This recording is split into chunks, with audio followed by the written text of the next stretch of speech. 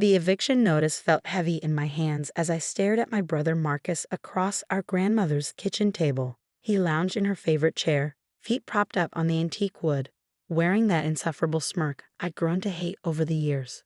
"Don't look so shocked, Emma," he said, taking a slow sip of coffee from her cherished china cup. "You had to know this was coming. Grandma always liked me best."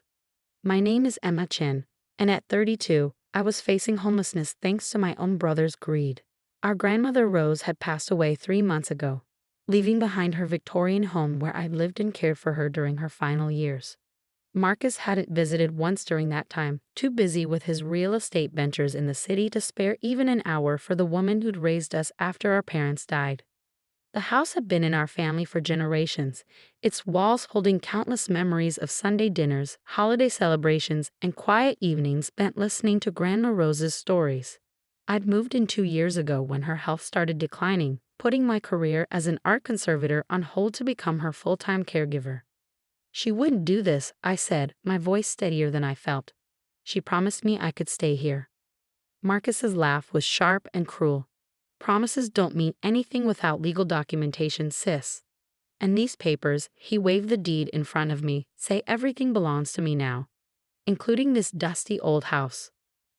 I watched him carelessly handle the documents our grandmother had treasured, remembering how carefully she'd stored them in her antique secretary desk upstairs.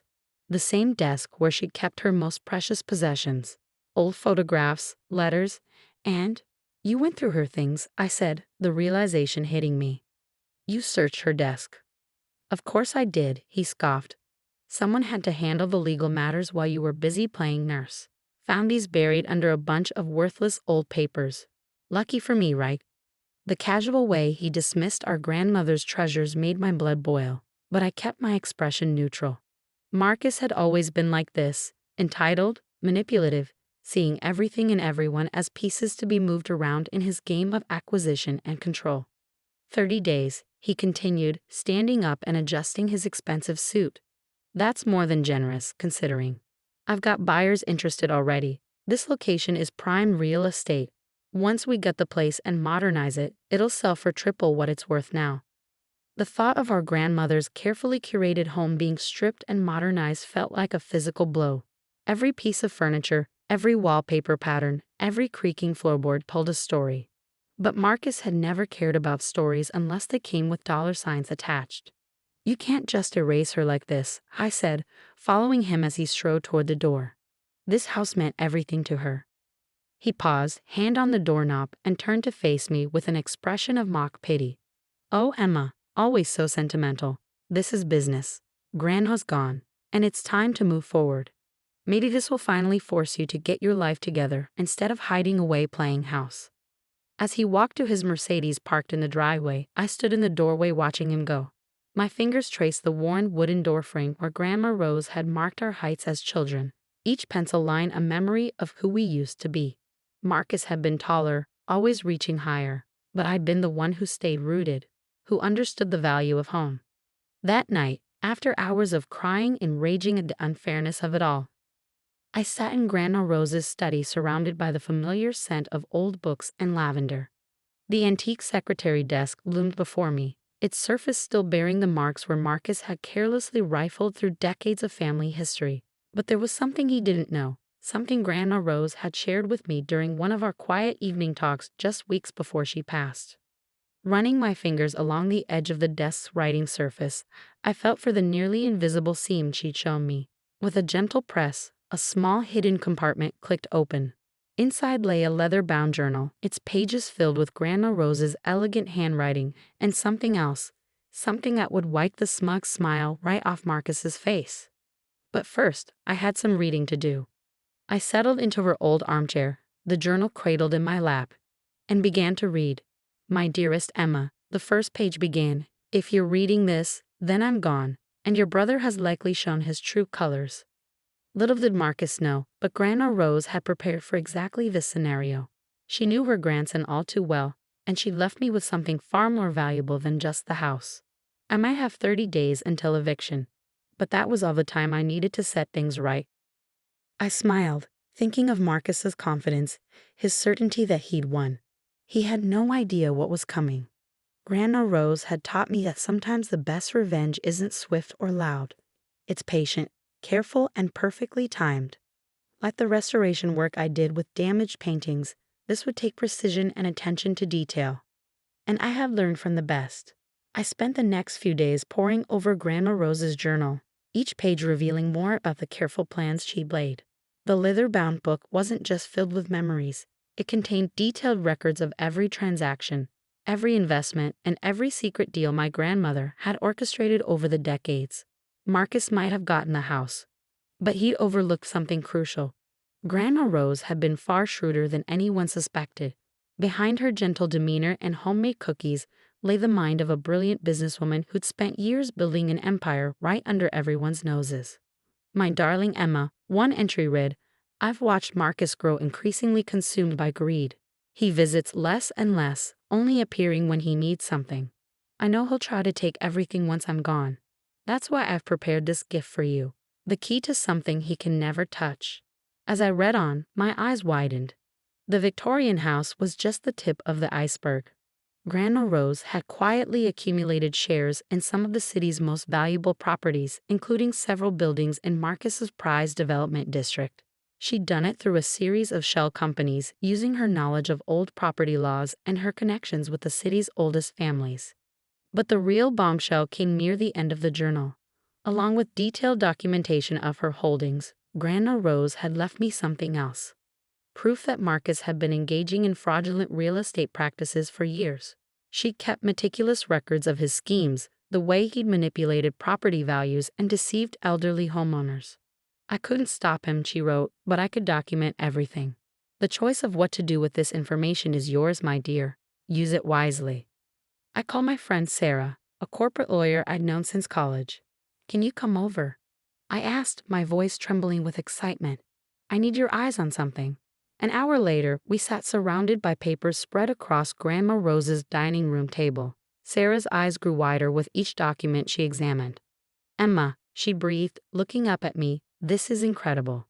Your grandmother wasn't just collecting evidence, she was building a case. These documents prove Marcus has been running a sophisticated fraud operation. If this got out, he'd lose everything." I finished, thinking of his smug face as he'd handed me the eviction notice. His reputation, his business, probably his freedom. Sarah nodded, shuffling through more papers. "The timing is perfect too. See this development project he's working on? The one he's probably planning to sell this house to? According to these records, he's been lying to his investors about property values and zoning laws. If someone were to expose this..." I smiled, remembering Grandma Rose's words about patience and timing. How long would it take to put together a formal case? "Give me 2 weeks," Sarah said, her eyes gleaming. "I know exactly who to talk to at the SEC. They'd been trying to nail Marcus for years, but they never had enough evidence. This is the motherlode." The next morning, Marcus showed up unannounced, probably expecting to find me packing. Instead, I was in the garden, tending to Grandma Rose's prized roses with the same care she'd always shown them. "Still here?" he called out, his expensive shoes crunching on the gravel path. "You know, if you need help finding a place, I might be able to arrange something. A small apartment in one of my buildings, perhaps? At a family rate, of course." I stood up slowly, brushing dirt from my knees. "That's thoughtful of you, Marcus, but I think I'll manage just fine on my own." He frowned, clearly thrown by my calm demeanor. "Look, Emma, I know you're upset, but this is happening whether you like it or not. The buyers are coming to view the property next week."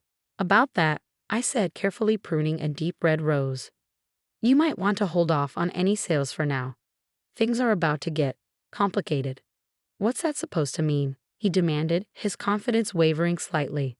I just smiled, the same smile Grandma Rose used to give when she knew something others didn't.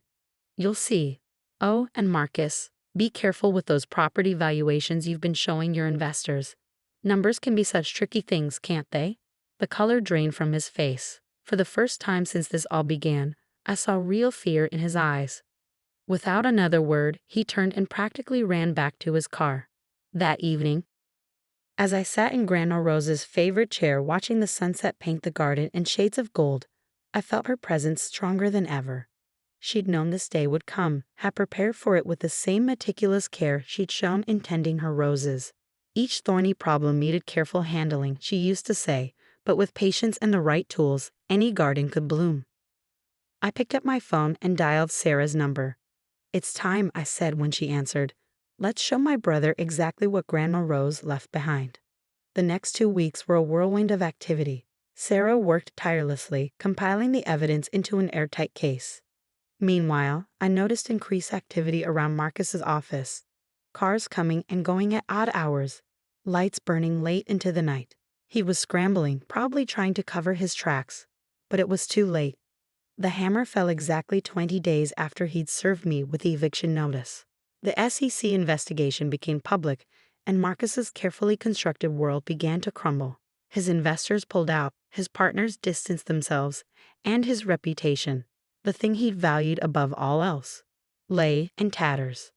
The morning the story broke in the local papers, I stood in Grandma Rose's kitchen making her signature lavender tea. The headline stared up at me from the counter. "Local real estate mogul under investigation for massive fraud scheme." My phone buzzed with a text from Marcus. "We need to talk. Now." I took my time responding, remembering all the times he'd ignored Grandma Rose's calls when she was sick, all the family dinners he'd missed, all the memories he'd been too busy to make. "Sorry," I texted back. "I'm rather busy today. But don't worry, we have plenty of time to talk. About 10 more days, by my count."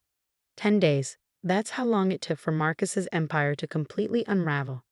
The SEC investigation revealed everything: the fraudulent property valuations, the forged documents, the elderly residents he pressured into selling their homes for a fraction of their worth. His investors fled in droves, his business partners disappeared, and his reputation lay in ruins. I was in Grandma Rose's garden when he finally showed up, looking nothing like the polished real estate mogul who'd smugly handed me an eviction notice.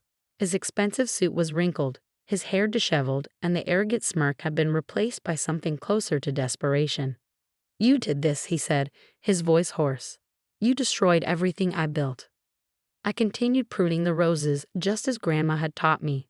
"No, Marcus, you did this to yourself. I just showed everyone who you really are." He collapsed onto the garden bench, head in his hands. How did you know about all of it?" "Grandma Rose knew," I said simply. "She kept records of everything. Every shady deal, every manipulated sale. She saw who you really were long before anyone else did." He looked up sharply. "That's impossible. She was just a sweet old lady who baked cookies and tended her garden." I couldn't help but laugh. That's exactly what she wanted everyone to think. But Grandma Rose was smarter than any of us knew. While you were busy building your house of cards, she was building something real, something that would last. I pulled out a thick envelope from my pocket, the final piece of Grandma Rose's plan. "Did you know she owned controlling shares in half the properties in your development district? Through various shell companies, of course. She left them all to me."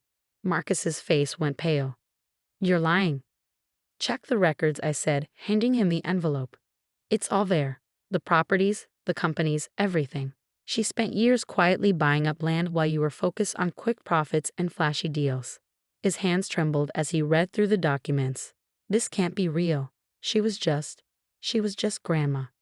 "She was so much more than that," I said firmly. "She built an empire right under your nose, and you never noticed because you were too busy looking down on her. Too busy to visit, too busy to call, too busy to see what was right in front of you." I watched as the reality of his situation sank in. Not only had his fraudulent practices been exposed, but now he was learning that the real power in a family had been quietly passing to me all along. "What are you going to do?" he asked, his voice barely a whisper. I looked around the garden at the roses Grandma had tenderly cultivated for decades. "First, I'm staying in this house. It means too much to too many people to be torn down for another soulless development project. And then I'm going to run things the way Grandma would have wanted. No more pushing out elderly residents. No more destroying historic properties for profit. We're going to preserve what matters, build something meaningful." He stood up, shoulders slumped in defeat. "You won? Just like that?" "This was never about winning, Marcus. It was about doing what's right, something you forgot a long time ago." As he walked away, I could almost feel Grandma Rose's presence beside me, Smell her signature lavender perfume on the breeze. She'd given me more than just property and power. She'd given me a chance to set things right, to protect the community she loved so much. The next morning, I woke up early and went to the kitchen, just as I had every morning when Grandma was alive. I made her favorite lavender tea in her cherished china cup and sat in her chair, watching the sunrise paint the garden gold. On a table before me lay the morning paper, its headline announcing Marcus's resignation from his company and voluntary cooperation with federal investigators. Beside it sat Grandma Rose's journal, open to its final page. "Remember, my darling Emma," she'd written, "true wealth isn't measured in property deeds or bank accounts. It's measured in the lives we touch, the communities we build, and the legacy we leave behind. I trust you to carry this forward, to build something beautiful from what I've left you. And never forget, sometimes the sweetest victories come from the most carefully tended gardens." I smiled, sipping my tea and watching the morning light dance across her roses. Marcus had thought he'd won when he found those property deeds, never realizing that Grandma Rose had orchestrated everything, laying the groundwork for a victory that went far beyond mere possession of a house. She'd known exactly what she was doing, cultivating not just her beloved roses, but a future where her true values could flourish. And now, thanks to her careful planning and patient wisdom, that future was finally blooming. In the end, it wasn't just about keeping the house or exposing Marcus's schemes. It was about honoring Grandma Rose's real legacy, one built on patience, wisdom, and the understanding that true wealth grows slowly, like her roses, nurtured by care and attention rather than greed and haste. As I sat there in the morning light, I could almost hear her gentle laugh, could almost see her tending her beloved garden. She'd given me so much more than just properties and power. She'd given me the tools to protect everything she loved, to nurture it and help it grow. And that, I realized, was the greatest inheritance of all. The last email notification chimed on my phone as I shut down my laptop. Another successful day at TechVision, the software company I'd built from scratch over the past 5 years. I glanced at the framed photo on my desk. James and me on our wedding day, his arm around my waist, both of us beaming at the camera. 5 years of marriage, 5 years of building this company together. At least that's what I thought. My name is Emma Chin, and at 32, I had everything I thought I wanted. A thriving tech company, a beautiful home in San Francisco, and a husband who supposedly supported my dreams. But that night, as I packed up my office, I had no idea my whole world was about to implode. Working late again, James's voice made me jump. He stood in the doorway, hands in his pockets, watching me with an expression I couldn't quite read. "Just wrapping up," I said, gathering my things. "The new client presentation went well. They're excited about the security features we've added to the platform." He nodded, but something felt off. James had been acting strange lately, distant, secretive. I brushed it off as stress from work, but tonight felt different. "We need to talk, Emma." His tone sent a chill down my spine. I sat back down, my heart racing. "What's wrong?" "I'm leaving." He stated it simply, like he was announcing the weather.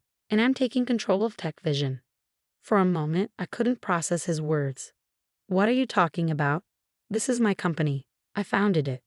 He laughed, a cold sound I'd never heard from him before. "Oh, Emma, sweet, naive Emma. You really think you could have built all this without me? My connections, my expertise." I coded every line of that platform myself. I shot back, anger rising in my chest. I pitched to every investor. Using my network, he cut in. "Face it, Emma, you're nothing without me. And now," he pulled out his phone, showing me an email. "The board has voted. Effective immediately, I'm the new CEO." My hands shook as I read the email. Somehow, behind my back, James had convinced the board to vote me out. My own company, my creation, was being taken from me. "How?" I whispered, though the pieces were starting to fall into place. The late nights at the office, the secretive phone calls, the way he'd insisted on handling all the legal paperwork when we brought on investors. "It was almost too easy," he said, smirking. "While you were busy playing programmer, I was making the real moves. Building relationships, securing loyalties. They all know you're just a diversity hire anyway. The female Asian founder who makes good press. But the real power, that's always been me." I stood up, fury coursing through my veins. "You can't do this. I'll fight you." "With what?" He laughed again. I've already transferred all our core code to my private server. The client list too. Good luck starting over with nothing. He walked over to my desk, picking up our wedding photo. You know what your problem is, Emma? You never learned to play the game. Tech isn't about code, it's about power. And you? You're powerless. The sound of glass shattering made me flinch as he dropped the frame, our smiling faces now cracked and broken on the floor. Clear out your desk by morning, he said, turning to leave. Oh, and Emma, don't bother trying to log into the system. Your access has been revoked. I stood there, surrounded by the remnants of my life's work, feeling everything crumble around me. But as I watched him walk away, something inside me hardened. He thought he'd broken me, but he'd just lit a fire. Thank you, I called after him. He paused, turning back with a confused expression. For what? I smiled, though my heart was racing. For the motivation. The next morning, I arrived early to find my keycard already deactivated. Security escorted me to my office, where I silently packed my personal belongings into a box. As I walked through the office one last time, I saw the pitying looks from my former employees. People I'd hired, mentored, believed in. James watched from his new office, my old office, as I left, that smug smile still plastered on his face. He thought he'd won, that I'd disappear quietly into obscurity. He had no idea what was coming.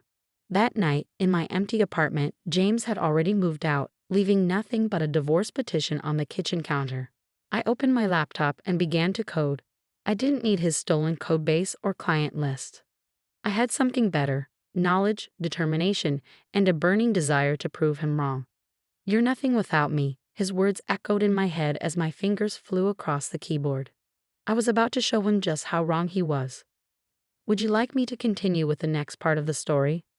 6 months after James took everything, I was working out of a tiny co-working space in Oakland, living on savings and determination. My new company, Phoenix Tech, was starting to take shape. Instead of copying TechVision's security platform, I'd identified a gap in the market, AI-driven threat detection that could adapt and learn in real time. The irony wasn't lost on me. James had stolen my old code, but he'd forced me to create something better. My phone buzzed. Another email from my lawyer. The divorce proceedings were getting messy. James was trying to claim intellectual property rights to my new venture, arguing that the ideas had originated during our marriage. But I documented everything meticulously this time. Every line of code, every brainstorming session, every development milestone, all dated and timestamped after our separation. Ms. Chen. A voice pulled me from my thoughts.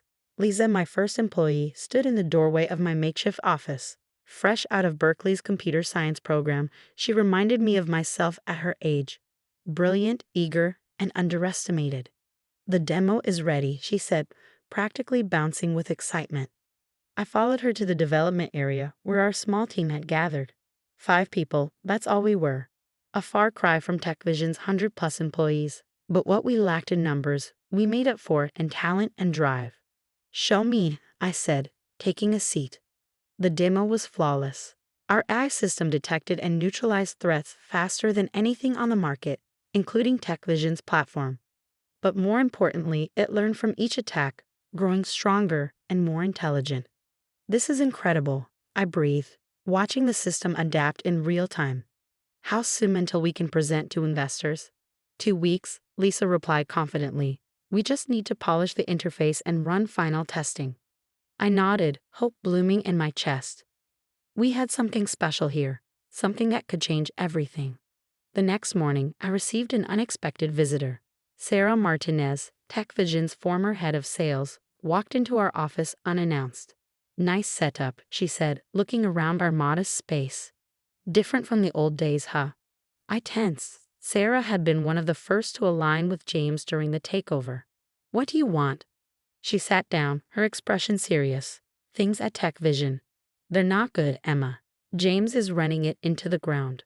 The platform's stagnating, clients are unhappy, and the best talent is jumping ship. And I kept my voice neutral, though my heart was racing. I heard rumors about what you're building here. She leaned forward.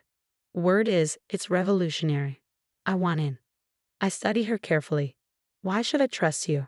Because I was wrong about James, she said quietly. We all were.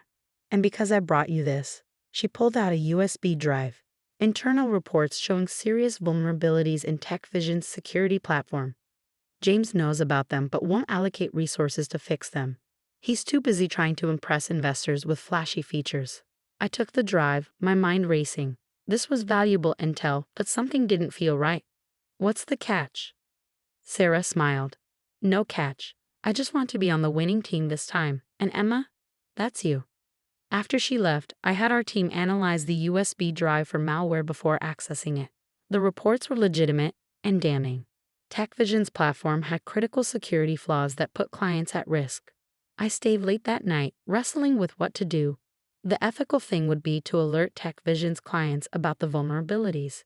But James would find a way to bury it, and it would tip our hand too early. No, I needed to be smarter. Strategic. I called an emergency team meeting the next morning. We're accelerating our timeline, I announced. I want us ready for demo day in 1 week. 1 week? Lisa's eyes widened. But we haven't finished testing. Then we work around the clock, I said firmly. Trust me, our window of opportunity is now. The next 7 days were a blur of coding, testing, and refining. We practically lived in the office, surviving on coffee and takeout. But watching my team push themselves, seeing their dedication, I knew we had something special. The night before our first major investor presentation, I received another unexpected visit. This time, it was Marcus Wong, one of Silicon Valley's most influential venture capitalists. Impressive space, he said, his tone slightly sarcastic as he took in our humble office. We prefer to invest in product rather than appearances, I replied coolly. He smiled. James told me you'd say something like that. My blood ran cold. You're in contact with my ex-husband. He suggested I stop by, Marcus said, examining his expensive watch. Wanted me to see what you're working with, or rather, what you're not working with. I stood up, anger coursing through me. If you're here to mock us, you can leave. On the contrary, he said, his expression shifting. I'm here because James is worried. He's been trying to block your meetings with potential investors, spreading rumors about you. And when someone that powerful is trying that hard to stop something, he smiled. Well, it usually means there's something worth seeing. I studied him carefully. And what exactly do you want to see? Everything, he said simply. Show me what's got James Chen running scared. For the next 2 hours, I walked Marcus through our platform. I showed him the AI's learning capabilities, the adaptive security features, everything we built from scratch. When we finished, he sat back, silent for a long moment. How much are you looking to raise? He finally asked. 5 million, I replied, for 20% equity. He shook his head.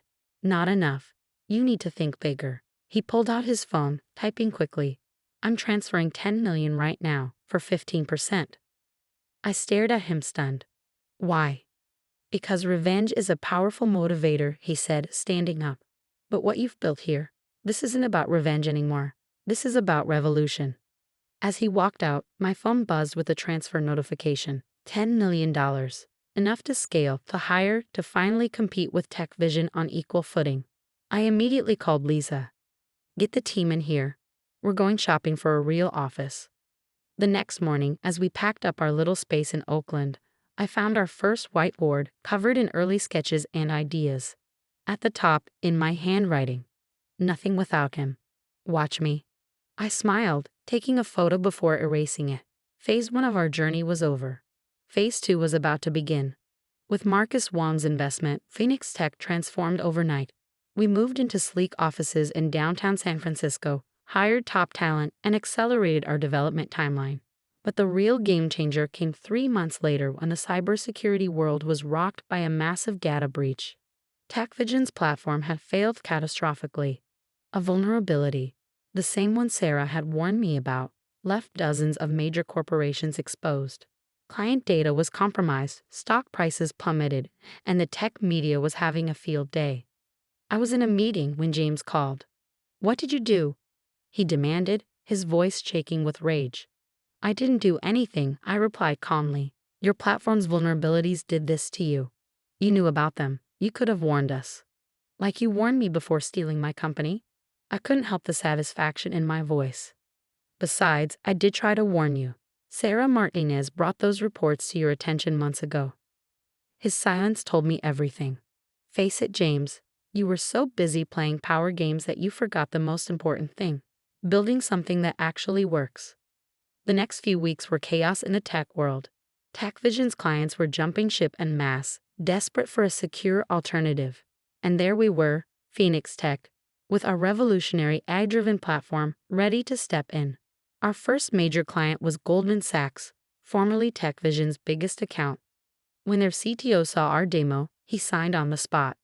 Others followed quickly: Microsoft, Oracle, Twitter. Each success felt like a vindication. Then came the moment that made it all worth it.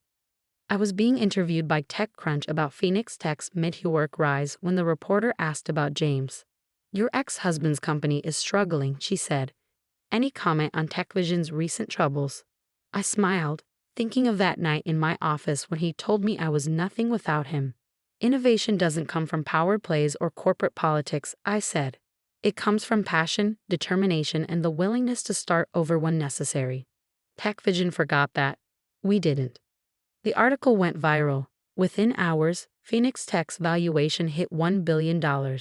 We were officially a unicorn.